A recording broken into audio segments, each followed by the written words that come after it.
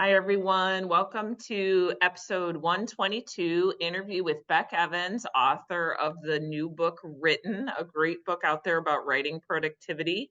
I'm Christine Tully, president and executive writing coach at Defend, Publish, and Lead. And welcome to our interview today. We do our interview episodes every so often, but I was lucky enough to snag Beck Evans for a little chit chat about her book on writing productivity. And we're just going to go right into it and talk with Beck about the book. So, Beck, the first thing that I wanted to say and why I've been recommending the book to our clients is that I think this is one of the first books that I've seen on writing productivity that really takes a very nuanced approach to how to get writing complete. And what I mean by that is that one of the pieces of advice that you give right at the beginning of the book, or one of the comments that you make with your co-author, Chris Smith, about writing at the beginning of the book, is this idea that writing sometimes is not something that you learn to do once and it's over. And you have this section in there where you talk about how writers that were productive are productive because there's not just one strategy that works. There's a variety of strategies that work. And more importantly than that is that some of these strategies work in different seasons of their writing lives. Sometimes, one might work for a while and then it drops off and then a new one comes in. And so I wondered if you could comment a little bit about that idea, because I know we promote that quite a bit at Defend, Publish, and Lead. That's why we do episodes on different strategies every week, because one isn't going to work for everyone. So could you comment on that? Oh, absolutely. And you're so right. I mean, writers are humans and humans change. So what worked for us in the past might not work for us now. And we do have seasons, particularly for academics. That's really, really important, that there will be busy times and there'll be more opportunities at other times of the year for them to write.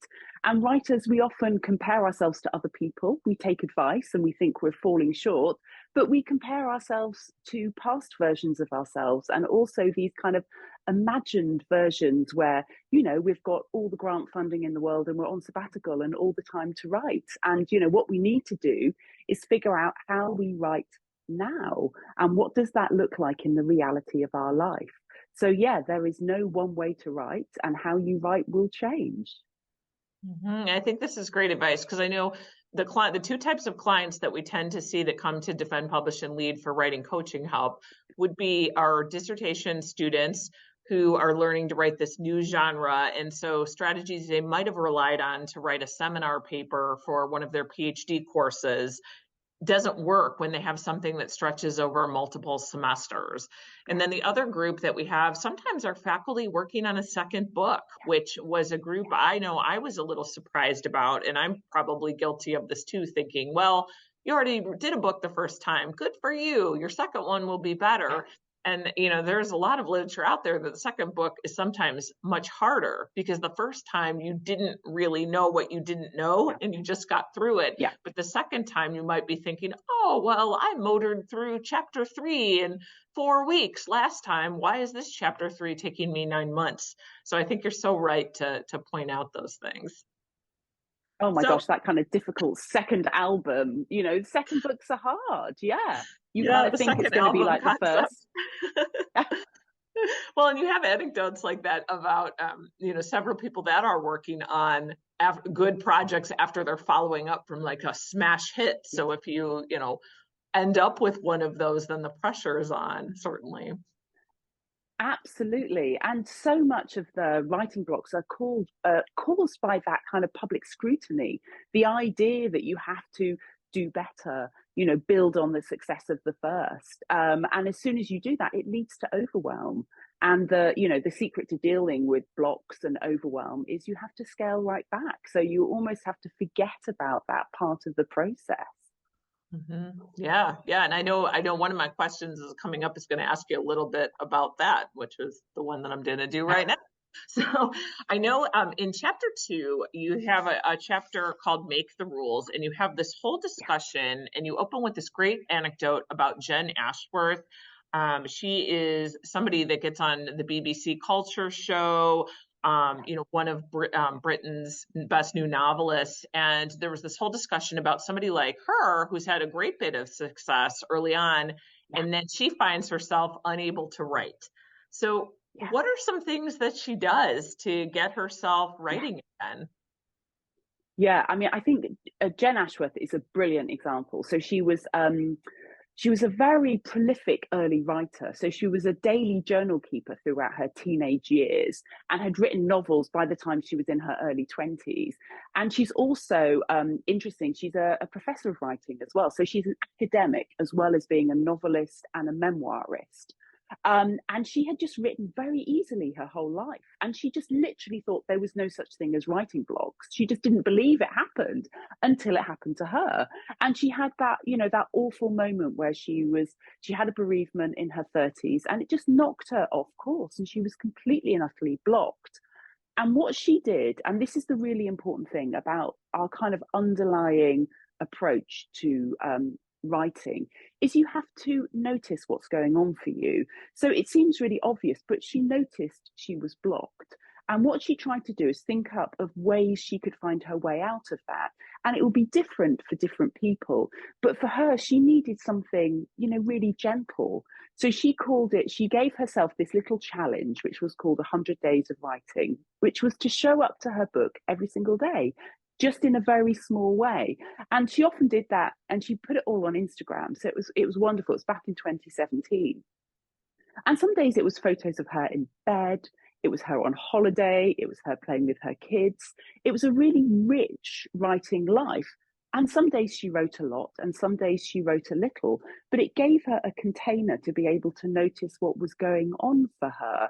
And slowly and surely she got over that block. She was able to show up, but she didn't set herself a really big goal. I mean, goals are great and they work brilliantly for some people, and sometimes really audacious goals and doing things like NaNoWriMo can be brilliant for some people, but actually for others, they can be very overwhelming. So she just thought small steps, show up each day, see what happens.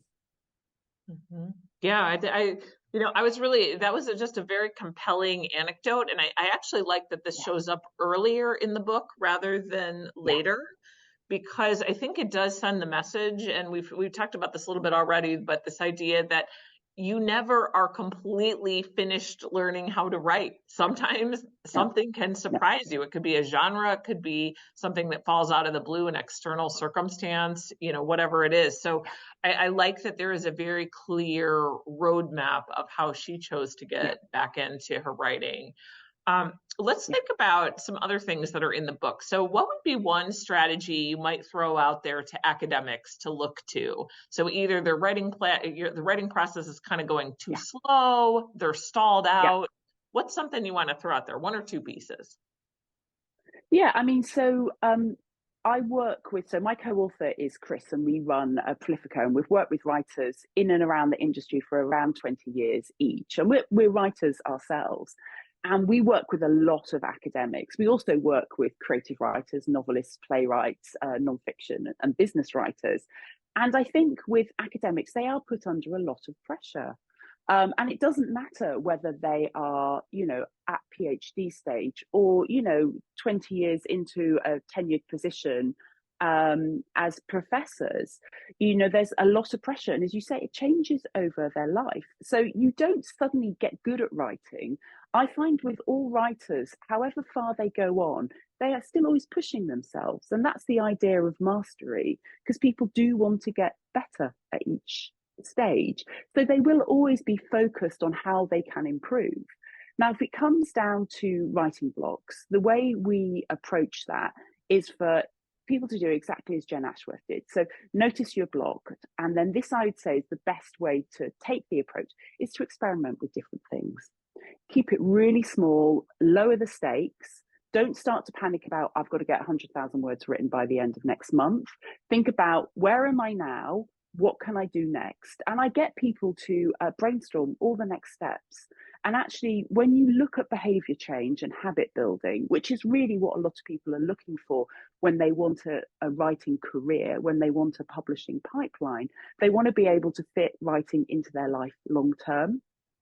But so start where you are now, brainstorm all of those steps and start really, really small and build up from there. Because what you want to do is start getting that sort of reward, that feeling that you've started, that you're making progress, and you scale up from there.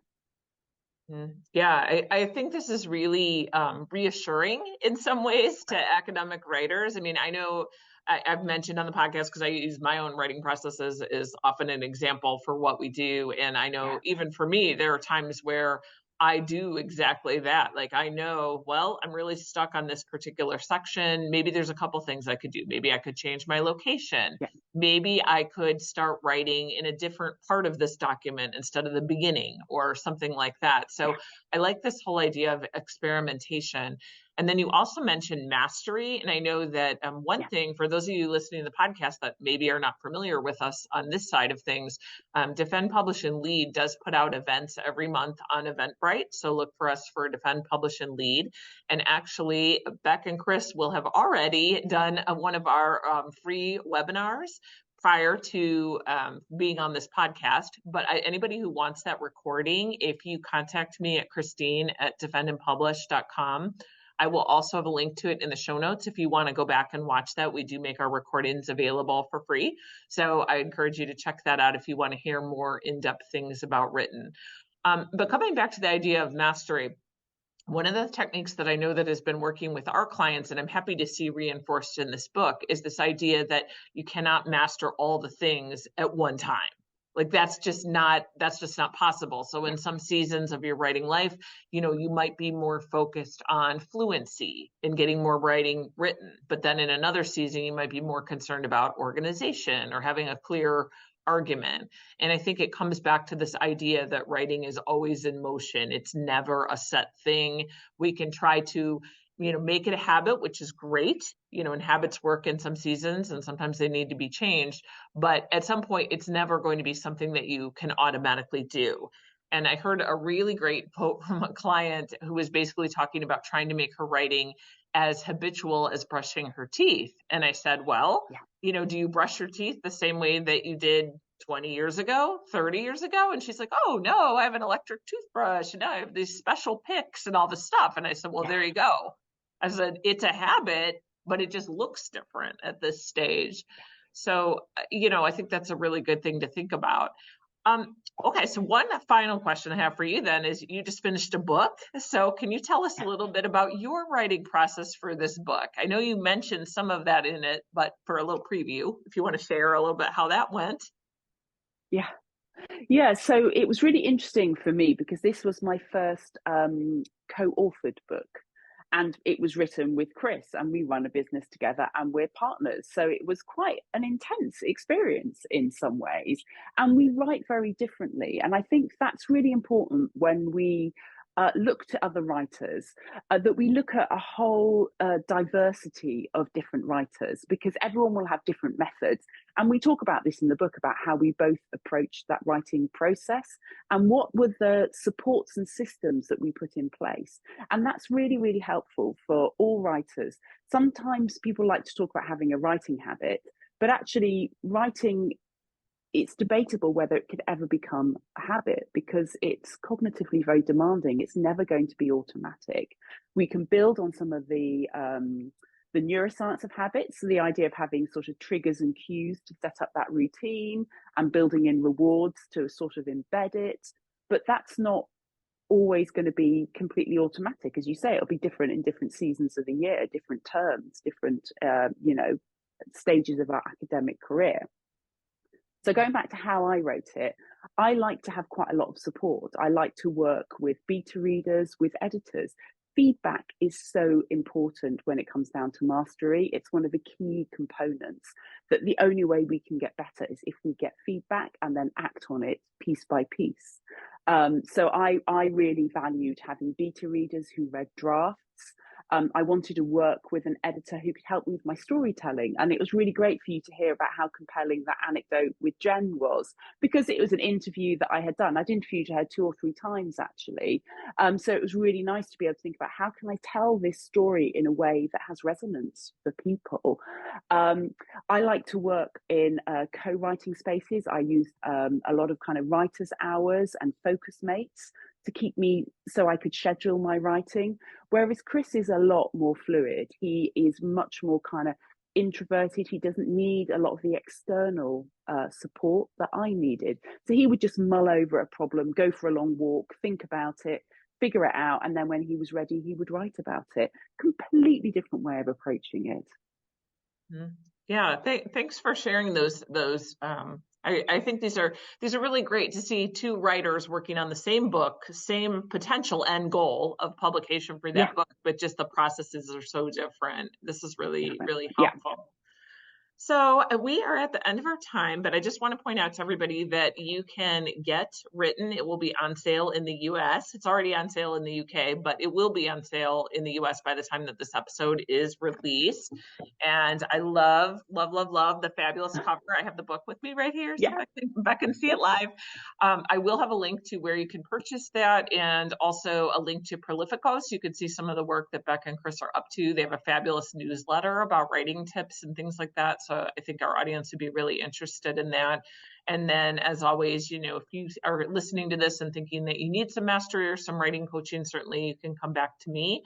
And if you also want that interview that I had mentioned, or I'm sorry, that workshop that I mentioned with Chris and Beck that will have already passed by the time this episode is released, I'm happy to share that with you. So I'll have a link how to do that in our show notes as well. So thank you, Beck. I really appreciate you taking the time today. Oh, thank you for asking me. Happy writing, everyone.